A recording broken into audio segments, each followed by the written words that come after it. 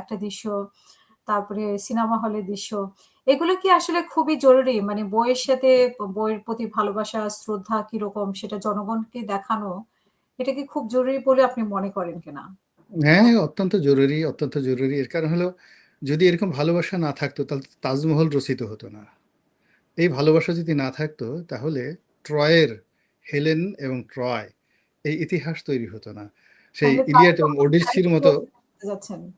হ্যাঁ, তারেক রহমান এখন যা কিছু করছেন, এটা হয়তো এখন আমি কোনো কথা বলছি না, হয়তো একটা সময় বাংলাদেশে এমন কোনো কবির জন্ম নেবে, সাহিত্যিক জন্ম নেবে, সে দেখবে আমাদের দেশে একজন রাজপুরুষ ছিলেন, তিনি শতকর্মের ভিড়ে তার স্ত্রীকে নিয়ে সিনেমা দেখতে গেছেন, তার সন্তানের যে আবদার সেটা মেটানোর জন্য তিনি নাটক দেখতে গেছেন, তার সন্তানের যে বই কেনার শখ এটা মেটানোর জন্য তিনি অনেক কাজ করেছেন। অতএব এগুলো নিয়ে শিল্পকর্ম হওয়া দরকার, ছবি হওয়া দরকার, সিনেমা হওয়া দরকার, পোর্ট্রেট হওয়া দরকার। এবং আমাদের দেশে তো আসলে এগুলো নেই। এটা ধরেন ভারতে আছে, সুলতান সুলেমানের ইতিহাসের জন্য আমরা এখনো, হুররমকে জানার জন্য আমরা এখনো টপকাপে প্রাসাদে যাই। আমরা পঞ্চম জর্জের প্রেমের কাহিনী সে জানার জন্য আমরা ইংল্যান্ডে যাই। কত আছে না? তা আমাদের বাংলাদেশে তো এরকম ঘটনা হতে পারে। আমরা এই যে এখন লাইলি মজনুর প্রেমের ঘটনা নিয়ে কাঁদি, শিরি ফরহাদের প্রেমের ঘটনা নিয়ে কাঁদি, এগুলো তো সব পারস্যের ঘটনা, আমাদের দেশে তো হয় নাই। আমাদের দেশে এইরকম, মানে যারা রাজপুরুষ আছে তারা যদি এরকম ঘটনা তৈরি করতে পারেন, তাহলেই তো এটা ভালো হবে, অনেক অনেক ভালো হবে। জি। খুব ছোট ২ টা বিষয় জানতে চাই, আমরা শেষ করব। একটা হচ্ছে যে রাষ্ট্রপতি লন্ডনে এসেছেন, সেটা নিয়ে অনেক প্রোপাগান্ডা। আসলে উনি চিকিৎসার জন্য এসেছেন কি আসেননি, এবং উনি ২ ডজন লোক নিয়ে এসেছেন।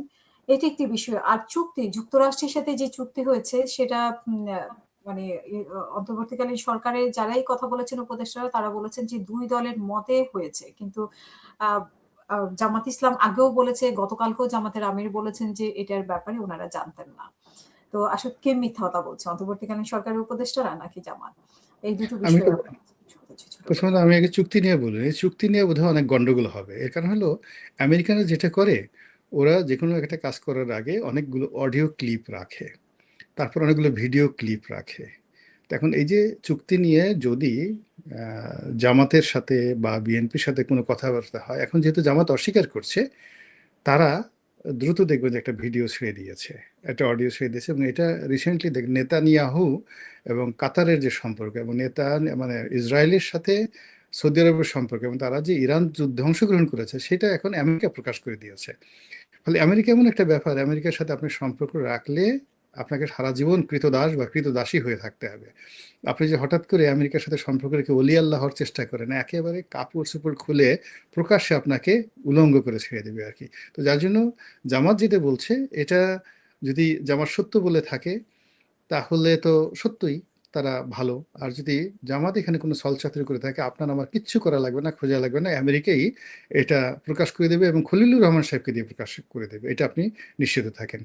এই গেল হলো আপনার চুক্তি নিয়ে। আর দ্বিতীয় তাহলে হলো আপনি ওই রাষ্ট্রপতি। ইসরায়েল এবং সংযুক্ত আরব আমিরাতের যে গোপন ইয়েটা, হুম, ভ্রমণটা নেতানিয়াহুর, এটা কি তাহলে আমেরিকাই প্রকাশ করেছে?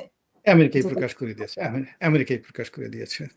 তো এর এর খুব জঘন্য মানে এই ইতিহাস। তারপরে আবার এখন যেটা রাষ্ট্রপতি, এখন রাষ্ট্রপতি যখন লন্ডনে গেছে, আমরা এটা বলতে পারবো না, রাষ্ট্রপতি ফিরে না আসা পর্যন্ত আমরা এখন পর্যন্ত বলতে পারছি না যে রাষ্ট্রপতিকে নিয়ে সরকারের প্ল্যানটা কি। ফিরে আসার পরে এখন রাষ্ট্রপতি অনেক দিন পরে ওখানে, তার হার্টের একটা ব্লক ছিল। তারপরে এই 2টা বছর তো বলতে গেলে সে ওখানে গৃহবন্দী ছিল।